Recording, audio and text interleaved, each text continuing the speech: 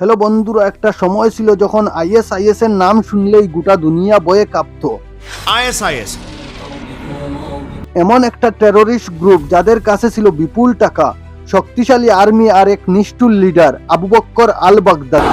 America দাবি করেছিল তারা বাগদাদিকে মেরে আইএসআইএস কে শেষ করে দিয়েছে, কিন্তু আসলেই কি তাই, নাকি এটা ছিল একটা মস্ত বড় ভুলের শুরু? বাগদাদিকে মারার সেই রোমহর্ষক অপারেশন, যার নাম ছিল অপারেশন কায়লা মুলার, সেটা আসলে কিভাবে কাজ করেছিল, আর কেন এত সফল একটা অপারেশন সত্ত্বেও এক্সপার্টরা একে একটা ফেইলিয়র বলেছেন? চলুন আজকের ভিডিওতে এই পুরো বিষয়টা গভীরভাবে জানা যাক। ISIS They claim destruction to millions of people. এমন একটা সন্ত্রাসবাদী সংগঠন যার মুঠোয় ছিল বিশ্বের দুটো দেশ, সিরিয়া আর ইরাক, যার আর্মির শক্তি বিশ্বের চতুর্থ শক্তিশালী মিলিটারি দেশ ইসরায়েলের চেয়েও বেশি ছিল, যার সন্ত্রাসের উপস্থিতি ৮৬টিরও বেশি দেশে ছড়িয়েছিল, আর যে অর্গানাইজেশনের দৈনিক আয় ছিল $3 মিলিয়ন। সেই টেরোরিস্ট অর্গানাইজেশন সম্পর্কে ইউএস প্রেসিডেন্ট ডোনাল্ড ট্রাম্প 2019 সালে বলেছিলেন। ডোনাল্ড ট্রাম্পের এই ঘোষণার পর বিশ্বের প্রতিটি নিউজ এজেন্সি শুধু একটা কথাই কভার করেছিল, বাগদাদি মৃত আর আইএসআইএস পুরোপুরিভাবে শেষ হয়ে গেছে। Abu Bakr al-Baghdadi is dead. He was the founder and leader of ISIS. He died like a dog. He died like a cow. October 2019 US president Donald Trump প্রকাশ্যে ঘোষণা করেন যে আইএসআইএস এর প্রতিষ্ঠাতা ও নেতা আবু বক্কর আল বাগদাদিকে ইউএস স্পেশাল ফোর্সেস সিরিয়াতে মেরে ফেলেছে এবং তাকে মারা আমেরিকার টপ প্রায়োরিটি ও অগ্রাধিকার ছিল। কিন্তু এটা শুধু অর্ধেক সত্য। আসলে যে মিশনের জন্য ইউএস প্রেসিডেন্ট ডোনাল্ড ট্রাম্প একাই ক্রেডিট নিচ্ছেন, সেই মিশনে বিশ্বের প্রায় অর্ধেক দেশ, মোট ৮৬টি দেশ আমেরিকাকে সঙ্গ দিয়েছিল। কিন্তু পরিহাসের বিষয় হলো শেষে বাগদাদি একটা কুকুরের বয়ে আত্মহত্যা করেছিল। সো বেসিক্যালি এখানেই একটা গ্লোবাল মিশন ছিল। ইনফ্যাক্ট আমেরিকার যখন আইএসআইএস কে শেষ করাটা এতটাই জরুরি হয়ে গিয়েছিল যে তারা তাদের কট্টর শত্রু রাশিয়ার সাথেও হাত মিলিয়েছিল। I want to thank the nations of Russia for certain support they were able to give us. সেই ৮৬টা দেশ মিলে আইএসআইএস কে মারার জন্য একটা special group, global coalition to defeat ISIS ও গঠন করে নিয়েছিল তখন। এখন আমেরিকার হিসাবে আইএসআইএস কে এক ঝটকায় শেষ করার একটাই উপায় ছিল, এর লিডার বাগদাদিকেই শেষ করে দাও, তাহলে আইএসআইএস নিজে থেকেই দোষে পড়বে। তাই তারা বাগদাদিকে তাদের মেইন টার্গেট বানালো এবং তাকে মেরে ফেললো। কিন্তু এই মিশনটা মোটেই কোনো সহজ মিশন ছিল না। বাগদাদি কোনো কাঁচা খেলোয়াড় ছিল না। তার কাছে পৌঁছাতেই আমেরিকার মতো সুপার পাওয়ারের প্রায় ৬ বছর লেগে গিয়েছিল।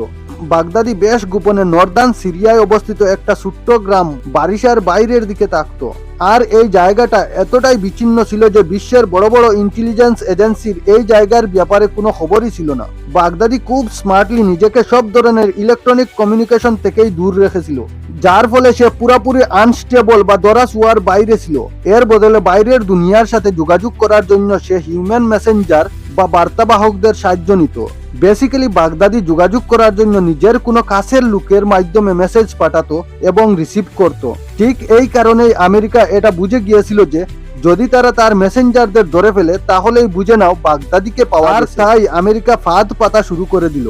ইন্টারেস্টিংলি এই ফাঁদ পাতার কয়েক মাস পরেই ফাইনালি আমেরিকার হাতে ধরা পড়লো তার 2 গোপন মেসেঞ্জার, একজন বাগদাদির একদম কাছের লোক আর দ্বিতীয়জন তার নিজেরই বউ। এই দুইজনকে অ্যারেস্ট করার পর সেই কথাটা সামনে এলো যা শোনার জন্য আমেরিকান অফিসিয়ালদের কান যুগের পর যুগ ধরে অপেক্ষা করেছিল, আবু বক্কর আল বাগদাদির লোকেশন। এই মেসেঞ্জারদের কথা অনুযায়ী বাগদাদি নর্থ ওয়েস্টার্ন সিরিয়ার বারিশা গ্রামের একটা বেশ বিচ্ছিন্ন এবং গোপন কম্পাউন্ডে বা আস্তানায় থাকছিল। এখন এই ইনফরমেশনটা সঠিক ছিল নাকি বাগদাদির কোনো নতুন ফাঁদ, এটা ভেরিফাই বা যাচাই করার জন্য American intelligence agency CIA Syrian এবং ইরাকি কুর্দিদের সাহায্য নিল। এরপর 3টা এজেন্সি মিলে সেখানকার লোকাল বা স্থানীয় মানুষদের ইন্টেল এজেন্ট হিসাবে রিকোয়েস্ট বা নিয়োগ করা শুরু করে দিল। এর ফল এটা হলো হিউম্যান ইন্টেল সোর্সেস বাগদাদির পুরানো আন্ডারওয়ার্ল্ড চুরি করে ডিএনএ টেস্টের মাধ্যমে বাগদাদির পরিচয় ভেরিফাই করে নিল। এরপর তারা বাগদাদির প্রতিটি মুভমেন্ট বা চলাফেরার উপর নজর রাখা শুরু করে দিল। বাগদাদি কোন রুট দিয়ে যাচ্ছে, কোথায় থামছে, সবকিছুই ইউএস ইন্টেলিজেন্স এজেন্সি জানতে পারছিল। আর তারপর এই ইন্টেল সোর্সগুলো থেকে বাগদাদির লোকেশনের কনফার্মেশন পেতেই ইউএস স্পেশাল অপারেশন কমান্ডো সেন্টারের আলোচনার রাউন্ড শুরু হয়ে গেল। বাগদাদির উপর ড্রোন দিয়ে হামলা করা হবে নাকি এয়ার স্ট্রাইক করে তাকে মারা হবে। কিন্তু এই আলোচনায় এটা ফাইনাল হলো যে বাগদাদিকে ইউএস স্পেশাল ফোর্সেসরা কমান্ডোরা তার ঘরে ঢুকেই মারবে। এই গ্রাউন্ড অপারেশনের সিদ্ধান্ত এই জন্যই নেওয়া হয়েছিল কারণ আগে বহুবার বাগদাদির মৃত্যুর ফেক নিউজ ভাইরাল হয়ে গিয়েছিল, কিন্তু এবার আমেরিকা তার মৃত্যুর ব্যাপারে একদম শিওর বা নিশ্চিত হতে চেয়েছিল। আর এত বছর পর পাওয়া এই সুযোগটা ইউএস অফিসিয়াল কোনোভাবেই হারাতে চাইছিল না। আর তাই ইউএস স্পেশাল অপারেশন কমান্ডো এই মিশনের একটা প্রপার প্ল্যানিং এবং ব্লুপ্রিন্ট প্রেসিডেন্টের কাছে সাবমিট করে। আর প্রেসিডেন্ট ট্রাম্প এই অপারেশনকে অ্যাপ্রুভ বা অনুমোদন দিয়ে অপারেশনটার নাম একজন আমেরিকান পণবন্দী কায়লা মুলার এর নামে রাখেন।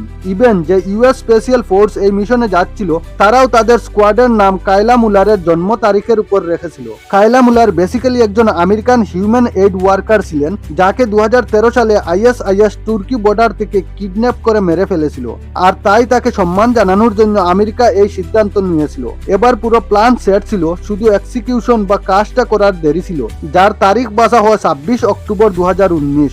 ওই দিন বিকেল 5টায় ইউএস প্রেসিডেন্ট ডোনাল্ড ট্রাম্প এবং তার বাকি ট্রাই ফোর্সেসের চিফরাও হোয়াইট হাউসের সিচুয়েশন রুম থেকে এই পুরো অপারেশনটা লাইভ দেখেছিল। কিন্তু অপারেশন কায়লা মুলার শুরু হতেই তাতে অনেক সমস্যা দেখা দিতে শুরু করলো। প্রথম সমস্যা ছিল শত্রুর রাডারে ডিটেক্ট বা ধরা না পড়া লোকেশন পর্যন্ত পৌঁছানো। কিন্তু হেলিকপ্টার দিয়ে লো ফ্লাই বা নিচু দিয়ে উড়ে ইরাক থেকে নর্দার্ন সিরিয়া পর্যন্ত যাওয়াটা ছিল সবচেয়ে বড় আত্মঘাতী পদক্ষেপ। কারণ এইসব রুট বা পথগুলো যদি আপনি ম্যাপে দেখেন তাহলে মাসুল থেকে সিরিয়া পর্যন্ত অনেকগুলো আইএসআইএস কন্ট্রোল সিটি বা শহর এই রুটে পড়ে, যেখানে এই লো ফ্লাইং হেলিকপ্টারগুলোর উপর অ্যাটাক হওয়ার হাই চান্স বা প্রবল সম্ভাবনা ছিল। আর তাই এখানে খুব কৌশলে নেভিগেট করাটা এক্সট্রিমলি ইম্পর্ট্যান্ট ছিল। 26 অক্টোবর 2019 রাতে ইরাকে অবস্থিত ইরবিল এয়ারবেস থেকে ইউএস স্পেশাল ফোর্সেস অ্যাপাচে এবং চিনুকের মতো 8টা অ্যাটাক হেলিকপ্টারে করে বাগদাদির দিকে রওনা হয়ে গেল।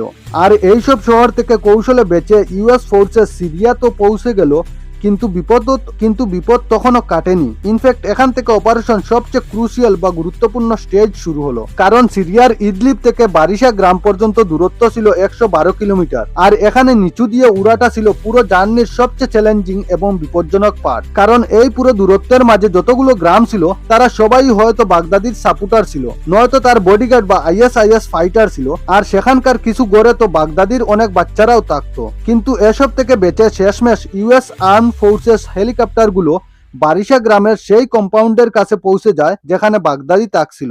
এখন এই বাড়িতে বাগদাদি একাই তাকছিল, কিন্তু তবুও ইউএস ফোর্সেস কোনো ধরনের বুবি ট্রাম্প বা ফাঁদের শিকার হতে চায়নি। আর তাই ইউএস সোলজাররা দরজা আর জানালা দিয়ে ঢুকার বদলে দেওয়ালগুলো ব্লাস্ট করে বা উড়িয়ে দিয়ে ভিতরে ঢুকা শুরু করলো। আর এখন এখানে গল্পটা একটা বড় কমেডি টুইস্ট নেয়। ইউএস স্পেশাল ফোর্সেস তাদের সাথে স্পেশালি ট্রেন বা বিশেষ প্রশিক্ষণ প্রাপ্ত একটা মিলিটারি কুকুর কুনানকেও তাদের নিজের সাথে ওই কম্পাউন্ডে নিয়ে গিয়েছিল।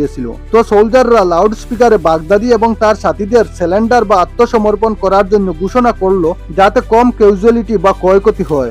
এই ঘোষণা ঠিক পরেই 11 জন বাচ্চা এবং কিছু লোক সারেন্ডার করে দিল, যাদের চেক করে সেফলি বা নিরাপদে বাইরে বের করা হলো। কিন্তু হাতে গোনা 5 লোক ইউএস ফোর্সেসের উপর কাউন্টার অ্যাটাক করতে লাগলো, যাদের স্পেশাল ফোর্সেসকে বাধ্য হয়েই মারতে হলো। এখন এইসব চলেছিল, তখনই আমেরিকান মিলিটারি ডগ কুনান ওই কম্পাউন্ডের থাকা একটা আন্ডারগ্রাউন্ড টানেলের দিকে গন্ধ শুনতেই দৌড় দিল।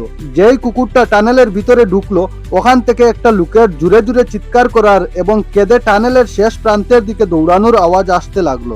বিলকুল এই লোকটা আর কেউ নয়, বরং খুদ ISIS terrorist organizational leader the most wanted Abu Bakr al Baghdadi ছিল, যে বাই দা ওয়ে 12 বছরের চেয়েও কম বয়সী 3টা বাচ্চাকে সাথে নিয়ে বাঁচার চেষ্টা করছিল। কিন্তু শেষে বাগদাদি বুঝে গেল যে তার পালানোর আর কোনো রাস্তা নেই।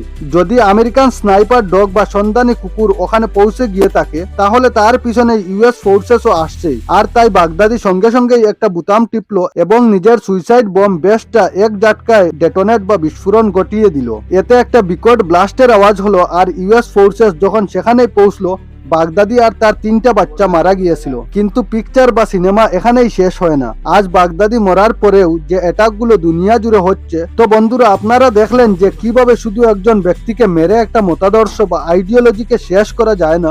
আমেরিকা বাগদাদিকে মেরে ভেবেছিল গল্পটা শেষ, কিন্তু আইএসআইএস বারবার রূপ বদলে ফিরে এসেছে। আজকের ভিডিওটি আপনাদের কেমন লাগলো নিচে কমেন্ট করে অবশ্যই জানাবেন। যদি ভিডিওটি ইনফরমেটিভ লেগে থাকে তবে লাইক করতে ভুলবেন না এবং বন্ধুদের সাথে শেয়ার করবেন। আর চ্যানেলে নতুন হলে সাবস্ক্রাইব করে বেল আইকনটি প্রেস করে দেন, যাতে আমার পরবর্তী ভিডিওর নোটিফিকেশন আপনারা মিস না করেন। দেখা হচ্ছে পরের ভিডিওতে, ততক্ষণ পর্যন্ত ভালো থাকুন, সুস্থ থাকুন, ধন্যবাদ।